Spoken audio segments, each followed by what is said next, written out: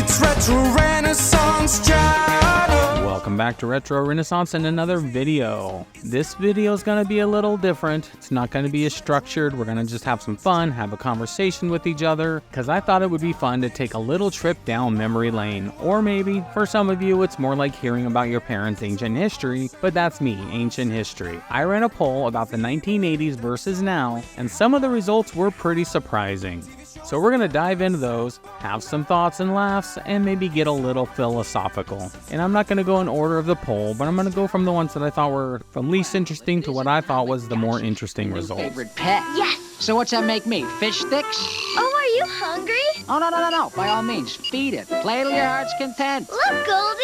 I took good care of her, and she changed again. So first we have the Tamagotchi versus Pokémon Go. 61% of you chose the little pixelated pets over catching Pokemon in the real world. I mean, was it just the simplicity, the challenge of keeping your little digital creature alive, or maybe just the nostalgia? And this creeps more into the 90s and not so much in the 1980s. Tamagotchis were a handheld digital pet that launched in the late 1990s, and it became a global phenomenon that captivated millions with its unique blend of technology and emotional connection. These small devices housed virtual creatures on LCD screens, and these little creatures demanded constant care and attention. From feeding, playing, cleaning, and even disciplining was necessary to ensure the pet's health and happiness. The Tamagotchi's life cycle mimicked real pets, evolving from an egg to an adult based on the quality of care they received. Neglect could lead to sickness or even virtual death. This instilled a sense of responsibility and empathy in young users. The constant demands for attention created a bond between the child and the device, sparking debates about the role of technology and virtual relationships. If they only knew what life would be now. Although Tamagotchi's popularity kind of went away and there was other virtual pets out there, its cultural impact extended beyond the playground. Schools grappled with distractions caused by these digital companions, while psychologists explored the phenomenon of emotional attachment to machines. Despite the controversies, Tamagotchi remains a cherished symbol of 90s nostalgia. It's a legacy that continues through re-releases and fond memories. It serves as a reminder of a time when a pixelated pet could capture the hearts and teach valuable life lessons. And I'll admit, I had a Tamagotchi, and let's be honest, it was basically a guilt trip in your pocket. Feed me, play with me, clean up my poop. But hey, it taught us responsibility, right? Or at least how to deal with constant nagging. And if I jump to the comments on this post, there was some that made me really think, like No Man's Land, and I might be saying these names wrong. Some of y'all picked some really interesting usernames, but Gnome Ansland says, remember Merlin, or am I too old? Oh boy, do I remember Merlin. I got this as a gift. I don't even remember when, but it was fun. You could play so many games on this one little device. It was like a precursor to a Game Boy, but more simplistic. So yes, I definitely remember Merlin. And Mr. Bones KY6FB says, Coleco Electronic Football. And the one I had, might be the same thing, was called the Coleco Electronic Quarterback, but yes, I definitely remember that. And I have this one, which isn't a Coleco, but it's the same kind of style, and I loved buying it, and I still play it all the time. So yes, that is another great answer. You know it'll be dark. Nope, you've never been so sure of an instant picture. Great, but doesn't this cost a lot? No, but wasting film in bad light does. Besides, you never buy flash or extra battery. The sun looks the same. Where'd they take the piece from? The other side. So then we talked about Polaroid versus a smartphone. While this one was close, smartphones won, and I get it. Convenience is king. I'm not gonna whip out a Polaroid camera out of my pocket and take a quick picture or selfie with my friends or family. I get it. But there was something magical about Polaroids. The poor quality, you get one chance, you don't even get to see the picture right away. It comes out white and you just wait for it to slowly appear. Of course, we all shook it like a maniac, and I don't even know if that really did anything to help it develop faster or not. Shake it like a Polaroid picture. But we all did it, and then you get the instant picture. And one of the best parts, or worst parts, depending on how you feel, was that you couldn't just delete a bad Polaroid. It was a permanent record of your questionable fashion choices or that awkward family photo. Smartphones, sure, snap, delete, repeat. It's like those moments never happened, and I get it. It's very tempting, and I'm not saying we should ditch our smartphones and all carry around Polaroid cameras. But the Polaroid camera was an iconic symbol of instant photography. It revolutionized the way people captured and shared memories. batteries. It was introduced in the mid-20th century, and it allowed users to develop and print photos within minutes, eliminating the weight associated with traditional film processing. The camera's unique design and self-developing film made it a popular choice for both casual photographers and professionals. It helped us capture candid moments when that wasn't really a thing we could do back in the 80s, and created instant keepsakes. I mean, who didn't have a locker wall plastered with Polaroid pictures? The Polaroid's signature square format and characteristics white border became instantly recognizable, adding a nostalgic charm to photos it produced. Its simplicity of use and immediate gratification appealed to people of all ages, encouraging spontaneous creativity and capturing the essence of fleeting moments. Waste-wise, it probably wasn't the most responsible camera. I mean, it literally had the battery in the film pack, so with every 10 pictures, you're paying a good amount for that, and you're just tossing those batteries in the garbage and repeating. Probably not the best idea. Although the Polaroid camera's popularity declined with the rise of digital photography, its legacy endures. It remains a cherished symbol of analog photography, inspiring artists and photographers with its distinctive aesthetic and tangible results. Its revival in recent years was fueled by nostalgia and a desire for tangible keepsakes. And I think that's the big part for me. It was physical media. I think everything going digital is not a good thing. We need to have photo albums with Polaroids. Just be able to take out a picture, look at it, and write on the back what date it was. That is where it was at for me. And it seems like others share the same opinion as myself. So I'm going to just spell this username out. FLA5THGEN. Try me. And they said, first one I picked, the new one. Polaroid was novel, but the quality wasn't there, and I agree. Digital photographies, even on smartphones these days, take phenomenal pictures. And then Alan Ross, 1962, again makes a very valid point that he loved the Polaroids, but when he got a good shot, he can't just text it or message it to somebody or send it to 20 family members for them to share or print in all matter of minutes. Because yes, you would take a Polaroid and you got one Polaroid. Sharing it would not be so easy. So what exactly does this part look like?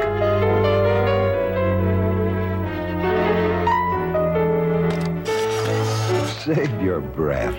Take a Polaroid instant picture.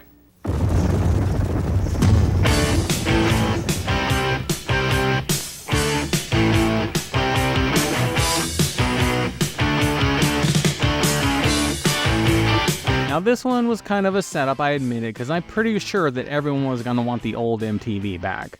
So we did MTV back in the 80s versus now, where all they show is garbage reality shows. And it wasn't even close. 96% of you would rather watch music videos on MTV than whatever they show now. I mean, yeah, so for the most part now it's reality shows, and I'll admit I'll watch some of them. I like Catfish, I think that's a fun show. I don't know if I'm like in the Twilight Zone or if I'm tripping or what. But there's clearly an audience that would love the days of music videos back. So listen up, MTV, we are here, we are fans, and just remember, I want my MTV. You want your MTV. I want my MTV.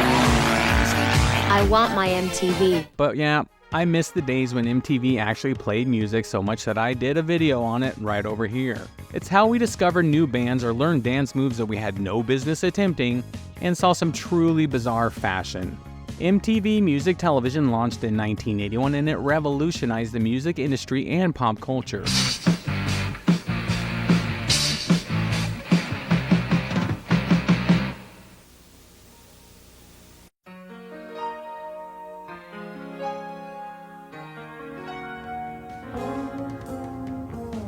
Its concept of 24/7 music videos was unheard of. To watch music videos, you would have to watch Friday night videos or something where they just showed a small portion of videos, but having a whole channel dedicated to music videos was not something anyone thought would work. But it quickly became a cultural phenomenon, shaping the way music was consumed and influencing fashion trends, youth culture, and everything around it. MTV's early programming showcased the diverse range of music genres, which introduced audiences to new artists and breaking down barriers between different styles. I mean, Headbangers Ball, Yo MTV Raps, and The Countdown. And aside from the music, the VJs, video jockeys, became household names, providing commentary and personality to the music video experiences. MTV's influence extended beyond music, launching careers of actors and comedians through shows like The Real World and Beavis and Butthead. Now, Beavis and Butthead, I think was okay. It was a funny show, but they incorporated music videos into the show. That was cool. Yeah. So we'll let that one slide. Although some may think it's a great show, that was the start of the downfall of getting rid of music videos. Hey, Editing Kev here. I totally forgot about Remote Control. Remote Control was a pretty fun game show, and that was on MTV from 1987 to 1990, so that may have been the start of non-music videos on MTV and not the real world. But if I'm wrong, let me know in the comments. Show. Remote Control. But the network also played a crucial role in social and political activism, tackling issues such as AIDS awareness and voter registration through campaigns and programming. MTV transformed the music industry and redefined television programming and shaped the cultural landscape for generations. But MTV Now, it's all about drama, manufactured conflicts, and people famous for being famous. I guess we traded in good music for guilty pleasures, and some of you agreed. Just_cost99 says, early MTV was the greatest. My college friends and I would literally watch it for hours because they played a lot of music we couldn't get on Seattle stations. It was still good when my son was little. We had a lot of memories of songs, but we loved the early days. Those were the best. The original VJs, Alan Hunter, JJ Jackson, Nina Blackwood, Martha Quinn, and Mark Goodman were awesome, and I 100% agree. Sean Harrigan, 6365, says, once upon a time, MTV was the place to discover new music and to get music news, 100%. And I love this idea from Adult Moshi Fan 87 that if they needed a channel for music-related things other than songs, they should have kept MTV as it was and launched a spin-off channel. They could have called it MTV Insider for music news and documentaries. And now I'm gonna just take a quick moment here to give a shout out to my wonderful community. I think that's what's gonna set this channel apart from other channels, is that we're gonna build a community. We're gonna build a neighborhood, a village, whatever you wanna call it. I'm gonna keep those community posts alive. If you wanna join the Discord to keep the conversation going, that link is in the description, and I hope to see you there. Hi, I'm Alan Hunter. I will be with you right after Mark. We'll be covering the latest in music news coast to coast here on MTV Music Television. I'm Martha Quinn. The music will continue non-stop on MTV Music Television, the newest component of your stereo system. I'll be with you right after Alan. Well, all right, I'm JJ Jackson, and I'll be sitting in with the latest video music performances the way they were meant to be. That's in stereo on MTV Music Television. You'll never look at music the same way again. Hi, I'm Nina Blackwood, and I'll be with you after JJ, right here on MTV, the world's first video music channel, all day, all night, in stereo. This is it. Welcome to MTV Music Television, the world's first 24-hour stereo video music channel. Show. Can I do it?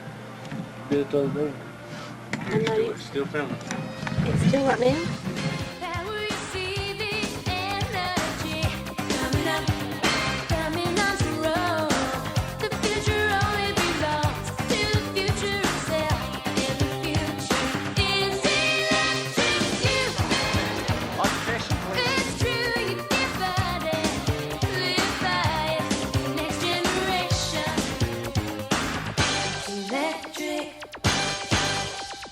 Next, we're talking about malls versus online shopping. And again, I get it. It's really easy to just pop onto Amazon and order something you need, and it's there today or tomorrow. And it was a close call. It was almost a tie. Part of me misses the mall. It was an experience, hanging out with friends, grabbing a pretzel, trying on clothes you couldn't afford. But then again, online shopping is just so much easier. No crowds, no salespeople, and you can do it in your pajamas. Plus, you can buy some truly weird stuff online that you never see in a mall.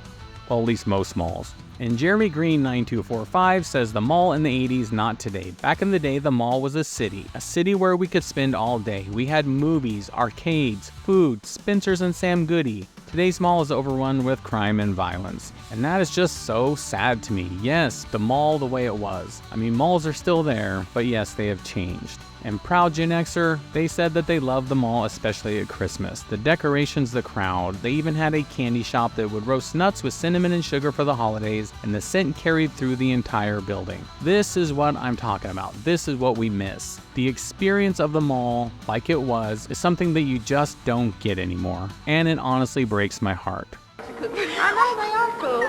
Right there in the other. I got my shades on. Okay, let's Both put of them? more on. Mine look cooler than yours though, because I'm cool. You're standing here with my girlfriend. Yeah.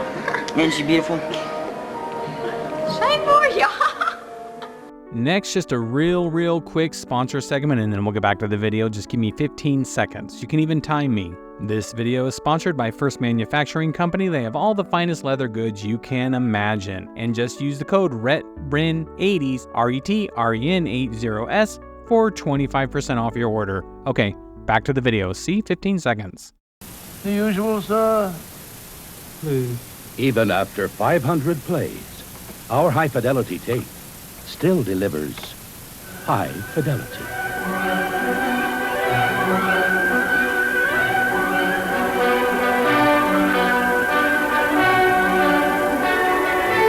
Next up, mixtape versus a playlist. It's another landslide. 81% of you want a mixtape or a mix CD over a playlist. Was it the personal touch, the carefully curated songs, the terrible handwriting on the label? Whatever it was, the mixtape was a beloved symbol of musical expression and personal connection. It emerged in the mid-20th century as a way to share and curate music. I can't wait to see you. Why don't you come here no more?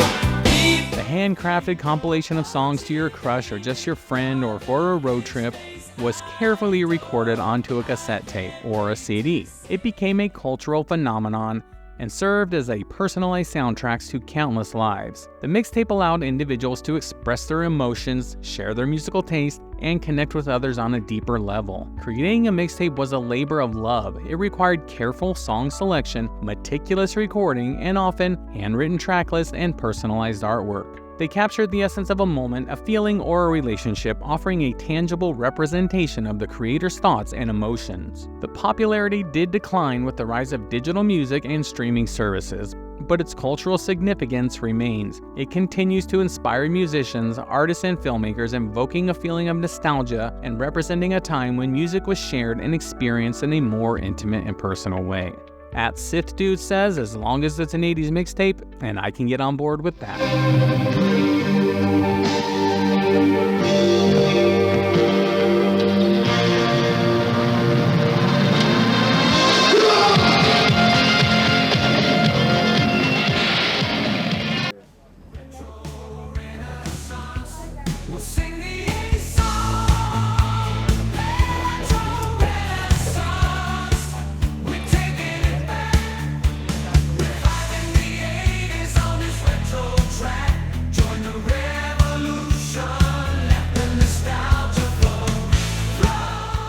Video rentals versus streaming.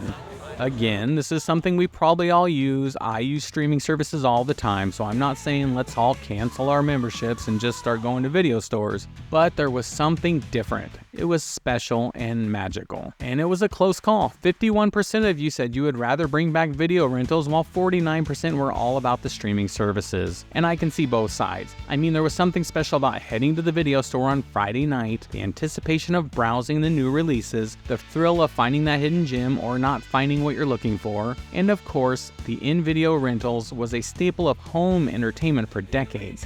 It offered a unique and social experience centered around discovering and sharing movies. From the early days of VHS tapes to the rise of DVD, you would find yourself at video rental stores like Blockbuster. And I know when people say video stores, you automatically think of Blockbuster. For me, there was so many smaller video stores in my town that I would much rather go to. I think one was called Sunburst Video. And yes, it was Sunburst Video, not to be confused with Suncoast Movies. There was one called AC Video, and of course there's other big chains like Hollywood Video came later on. Anyway, the anticipation of choosing a movie, the excitement of new releases, and the shared experience of watching together created lasting memories for families and friends. And back then, those that worked at a video store were movie lovers, so they had a knowledgeable staff that offered recommendations, while they had shelves overflowing with colorful covers, which showcased a wide range of genres and cinematic experiences. The act of physically browsing and selecting a movie, often accompanied by friends or family, became a cherished ritual. It sparked conversations and debates about the film. But the advent of streaming services and digital downloads led to the decline of video rentals, but their impact on film culture remains. They fostered a love of movies, created shared experiences, and provided a tangible connection to the world of cinema. The nostalgia surrounding video rentals reflects a longing for a simpler time when the movie nights were a social event, and the act of choosing a film was an adventure in itself. And of course, the inevitable argument over who got to pick the movie. But then again, streaming is just so darn convenient. No leaving the house, no late fees, and you have access to way more movies than any video store could ever hold. Plus, you can pause it whenever you need a snack or a break, no rewinding required. And Desert Pine Vintage says, they voted Blockbuster, but the other is very tempting. Yes, streaming is very tempting. I say, let's take a pause on the streaming services and get our butts into the store and have a conversation with the human beings that work there. And Ruckus45 says there's nothing better than having the family at a video rental store around 6 p.m. a Friday night, your pizza has been ordered from 2 doors down, and you're just picking what you're going to watch over the weekend. Your friends come in, you make new plans for Saturday afternoon. Grab your movie, grab your pizza, and go to completely chill for the next 2 hours. That is something they miss.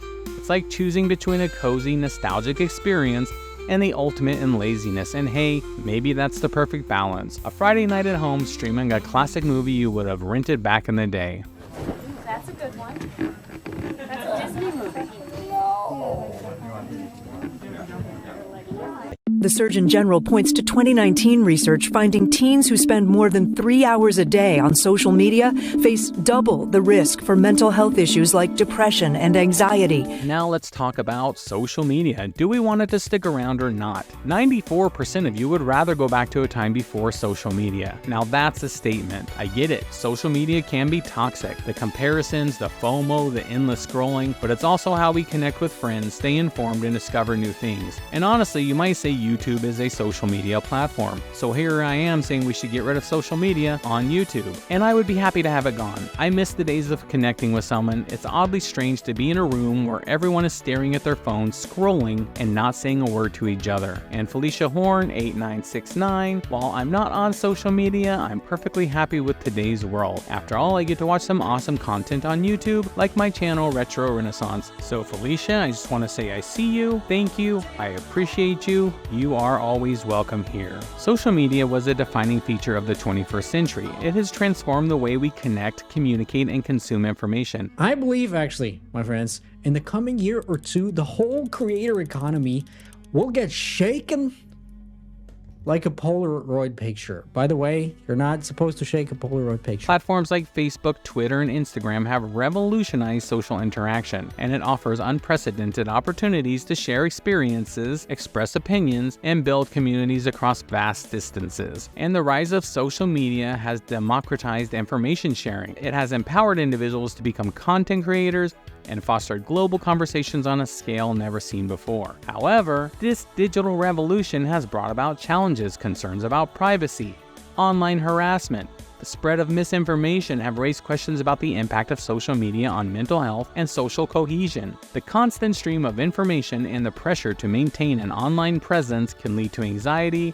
comparison, and feelings of isolation. In contrast, the 1980s, predating the rise of social media, offered a different landscape for social interaction. Face-to-face communication, phone calls. Who doesn't remember the phone ringing, everyone saying, I'm gonna get it, and running for the phone. Now, if my phone rings, I get very confused why this person is calling and not just sending a text. But in the 80s, people spent more time outdoors. They engaged in activities like sports, attending concerts, and exploring their neighborhoods. Relationships were nurtured through face-to-face conversations, shared meals, and quality time spent together. While the 80s had its challenges for sure, it offered a slower pace of life and a greater emphasis on in-person interactions. So the contrast between the 80s and the age of social media highlights the evolving nature of human connection. While social media offers unparalleled opportunities for global communication and information sharing, it also presents challenges for mental health and social well-being. It's crucial to strike a balance between digital and real-life interactions, fostering genuine connections and prioritizing meaningful experiences in both realms. And Mary Beth Schlosser, I hope I got that right, 6785 says, technology is great, but there's too many sickos who can get too close for my comfort. It scares the crap out of me when I think of what kind of world my grandchildren are growing up in. Maybe it's not about getting rid of social media entirely, but about using it more mindfully, setting boundaries, taking breaks, and remembering that real life is happening outside the screen. The 80s had its charm, simpler technology, more tangible experiences, and maybe a little less pressure to be perfect. But let's not get too caught up in nostalgia. We have amazing things now. The internet, smartphones, streaming services, we just need to find that balance. So it's a very simple connection to make. Extremely simple. And I can actually leave the modem plugged in once it's done that without affecting the telephone. I'm now waiting for the computer to answer me. It answers with a tone, and then I just flick a switch on the modem and replace the receiver. And if you've made it this far, I just want to leave you with this final thought. It's clear the 80s hold a special place in our hearts. That simpler time, the tangible experiences, the shared moments, they resonate with us in a way that's hard to ignore. So why not bring back some of that magic?